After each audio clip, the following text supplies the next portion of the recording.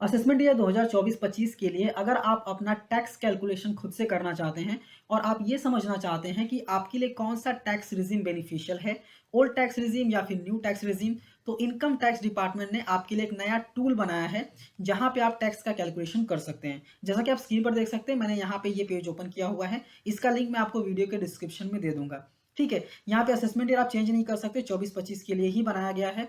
और यहाँ पे अगर आप स्क्रॉल करके आएंगे तो देखेंगे यहाँ पे ओल्ड टैक्स रिजीम और न्यू टैक्स रिजीम दोनों का कंपैरिजन आपको मिल जाता है और यहाँ पे पता भी चल जाता है कि किस टैक्स रिजीम में आपको ज्यादा टैक्स पेमेंट करने के लिए आएगा। ठीक है, इसको कैसे फिल करना है बहुत ही ईजी है, इस वीडियो में मैं आपको बताने वाला हूँ। बट वीडियो स्टार्ट करूँ इससे पहले अगर आप चैनल पे नए हैं, चैनल को सब्सक्राइब कीजिए, बेल आइकन प्रेस कीजिए। बेल आइकन प्रेस करने के बाद आपको ऑल पे क्लिक करना है ताकि मैं जब भी वीडियो को अपलोड करूँ उसकी नोटिफिकेशन आपको मिल सके। तो आइए वीडियो को स्टार्ट करते हैं। ये किसके लिए है, तो पहले ये individual, HUF, AOP, BOI and artificial juridical person के लिए ये बनाया गया है। ठीक है, यहाँ पे असेसमेंट आप चेंज नहीं कर सकते, तो चेंज करना भी नहीं है हमें, क्योंकि हम 24-25 के लिए ही यहाँ पे टैक्स कैलकुलेशन करने वाले हैं। यहाँ पे आपको सिलेक्ट करना है कि आप टैक्स पेयर कौन से टैक्स पेयर हैं, इंडिविजुअल हैं, एचयूएफ हैं, एओपी, बीओआई, एजेपी हैं। तो यहाँ पे इंडिविजुअल के लिए मैं बताता हूँ, आप अपने हिसाब से सिलेक्शन कर सकते हैं। इसके बाद क्वेश्चन आता है कि आप मेल है, फीमेल है या फिर सीनियर सिटीजन है। तो यहाँ पे आपको चूज करना है। ठीक है, अपने हिसाब से चूज करना है। मेरे केस में मेल, तो मैं यहाँ पे मेल चूज कर लेता हूँ। ठीक है, उसके बाद रेसिडेंशियल स्टेटस आता है। तो यहाँ पे आपको स्टेटस चूज करना है कि आप रेसिडेंट है, नॉन रेसिडेंट है, नॉट ऑर्डिनरी रेसिडेंट है। ठीक है, तो वो आपको चूज कर लेना है। यहाँ पे चूज करने के बाद यहाँ पे आपको आपकी इनकम की डिटेल्स डालनी है। कैसे डालनी है, ध्यान से देखिएगा। पहला पूछता है कि आपकी ग्रॉस सैलरी कितना है after deducting allowances exempted under both the regimes. मतलब आपको ग्रॉस सैलरी डालना है, वो सारे एग्जम्पशन या फिर डिडक्शंस जो दोनों स्कीम में अलाउड है उनको लेस कर देना है। अभी आपका सवाल ये आएगा कि दोनों स्कीम में कौन कौन से डिडक्शंस अलाउड है, वो कैसे पता चलेगा। तो यहाँ पे ये मार्क दिया हुआ ना, इस पे आप जैसे ही क्लिक करेंगे तो यहाँ पे लिखता है allowances which are allowed as exempted under both the regimes. तो यहाँ पे अलावेंसेस की लिस्ट दी हुई है।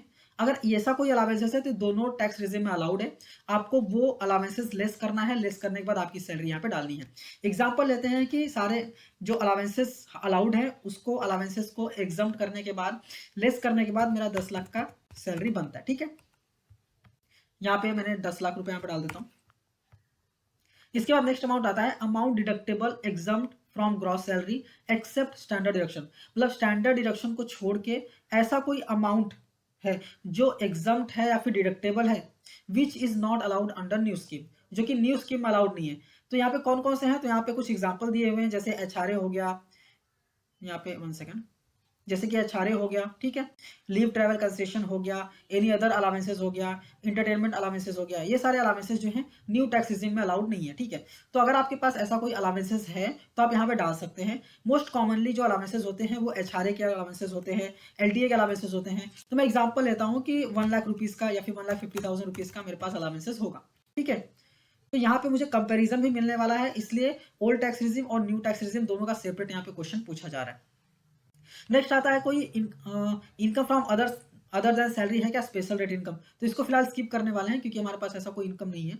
ठीक है, तो यहाँ पे नेक्स्ट आता है interest on housing, house occupied property, basically self occupied property जो होती है। तो अगर आपके पास है तो आपको यहाँ पे इंटरेस्ट का अमाउंट डाल देना है। आपको पता होगा तो लेस हो जाता है। आप लोगों का बहुत कॉमनली डाउट आ जाएगा कि यहाँ पे अगर एचआरए का मैंने एग्जम्पशन लिया है तो क्या मैं सेल्फ ऑक्यूपाइड प्रॉपर्टी का डिडक्शन ले सकता हूँ। जी हाँ, आप ले सकते हैं, कोई दिक्कत नहीं है। अगर आप किसी अदर सिटीज में रहते हैं, आपका घर किसी अदर सिटीज में है जो आपने सेल्फ ऑक्यूपाइड किया हुआ है, तो आप ले सकते हैं, कोई दिक्कत नहीं है। ठीक है, तो एग्जाम्पल लेता हूँ कि आपके पास अराउंड 2 लाख का डिडक्शन रहेगा। ठीक है, मतलब इंटरेस्ट का डिडक्शन रहेगा, क्योंकि ये ओल्ड टैक्स रिजिम में मिलता है, हमें कंपैरिजन करना है, इसलिए मैंने यहाँ पे डाल दिया।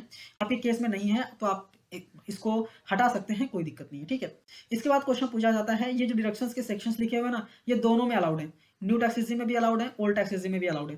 ठीक है, तो यहाँ पे लिखा है बोथ रिजिम में अलाउड है। एटीसीसीएच, एटीसीसीडी, एटीसीसीडी और यहाँ पे आता है 80JJAA। ठीक है, ये जो डिडक्शंस हैं, इनके डिडक्शंस के बारे में ना ऑलरेडी मेरे चैनल पे आपको सेपरेट वीडियोस मिल जाएंगे, डिटेल में एक्सप्लेनेशंस मिल जाएंगे कि सेक्शन क्या है एग्जैक्टली। ठीक है, तो इसके डिडक्शंस अगर आपके पास अवेलेबल है तो आप यहाँ पे अमाउंट डाल सकते हैं, बट कोई दिक्कत नहीं है, नहीं डालना है तो। इसके बाद आता है एक deduction exemption other than mention above. जो ऊपर डिडक्शन एग्जम्पशन मेंशन किए हुए हैं उसको छोड़ के और कोई डिडक्शन है क्या जो न्यू टैक्स रिजीम में अलाउड ही नहीं है। तो यहाँ पे आप करेंगे ना तो यहाँ पे दिख जाएगा कि कौन कौन से डिडक्शन हो सकते हैं आपके पास। चैप्टर 6A का डिडक्शन जनरली सबके पास होता है।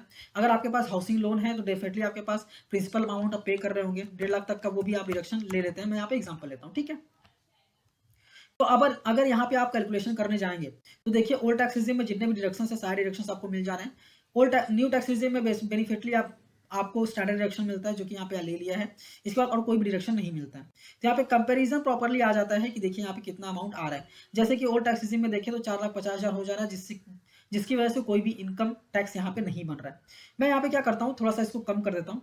आपको पता होगा तो न्यू टैक्स रेज़िम में अगर 7.5 लाख के नीचे इनकम हो, तो कोई भी टैक्स नहीं आता है। ठीक है, तो मैं इसको थोड़ा-सा अभी चेंज करके देख लेता हूँ कि यहाँ पे कैलकुलेशन बरोबर हो रहा है कि नहीं। ठीक है, तो मैं यहाँ पे डाल देता हूँ फॉर एग्ज़ाम्पल 7,50,000 सैलरी। तो यहाँ पे देखते हैं कुछ टैक्स आ रहा है क्या? देखिए, यहाँ पे कोई भी टैक्स नहीं आ रहा है। मतलब ये कैलकुलेटर प्रॉपर्ली कैलकुलेट कर रहा है, कोई दिक्कत नहीं है। ठीक है, अगर आप यहाँ पे चाहें सैलरी बढ़ा भी देंगे, तो यहाँ पे प्रॉपर्ली आपका कैलकुलेशन करके आएगा कि आपको ओल्ड टैक्स रेज़िम में या फिर न्यू टैक्स रेज़िम में कितने बेनिफिट्स मिल रहे हैं। ठीक है, तो आपके सैलरी के हिसाब से यहाँ पे कैलकुलेशन प्रॉपर्ली करके आता है। आप एक बार ट्राई कीजिए ये कैलकुलेटर और आप मुझे कमेंट करके बताइए कि क्या आपके हिसाब से कैलकुलेशन बरोबर हो रहा है कि नहीं हो रहा है, और प्रॉपर्ली यहाँ पे आपको आउटपुट आ रहा है कि नहीं आ रहा है। ठीक है, फिर भी आप कैलकुलेशन नहीं कर पा रहे हैं या फिर कोई डाउट वगैरह है आपको किसी एग्जम्पशन या फिर डिडक्शन में, तो मुझे कमेंट करके पूछ सकते हैं। मैं डेफिनेटली आपको बता दूंगा कि वो डिडक्शन या एग्जम्पशन न्यू टैक्सेस में है या नहीं है, या फिर ओल्ड टैक्सेस में तो डेफिनेटली है ही। ठीक है, तो ये वीडियो अच्छी लगी है, समझ में आई है, तो वीडियो को लाइक कीजिए, अपने दोस्तों के साथ भी शेयर कीजिए। और एक बहुत ही इंपॉर्टेंट अपडेट, आप चाहे तो वेबसाइट भी मेरा गो थ्रू कर सकते हैं। यहाँ पे देखिए, मैं इसका भी लिंक आपको वीडियो का डिस्क्रिप्शन में दे दूंगा। यहाँ पे ब्लॉग्स में अगर आप जाएंगे तो यहाँ पे टैक्स से रिलेटेड सारे अपडेट्स यहाँ पे हम अपलोड करते रहते हैं। ठीक है, इसको टेलीग्राम चैनल पे भी शेयर करते रहते हैं। यहाँ पे कल ही मैंने यहाँ पे शेयर किया था कि कैलकुलेटर जो है वो आ चुका है, अभी आप कैलकुलेशन कर सकते हैं। इसको मैंने वेबसाइट पे भी शेयर किया था और इसका लिंक बेसिकली टेलीग्राम चैनल पे भी डाला था। सारे लिंक आपको वीडियो के डिस्क्रिप्शन में मिल जाएंगे, डेफिनेटली आप गो थ्रू कर सकते हैं और सारी चीज़ों को चेक कर सकते हैं। ठीक है, मिलते हैं नेक्स्ट वीडियो में। Thank you for watching and all the best.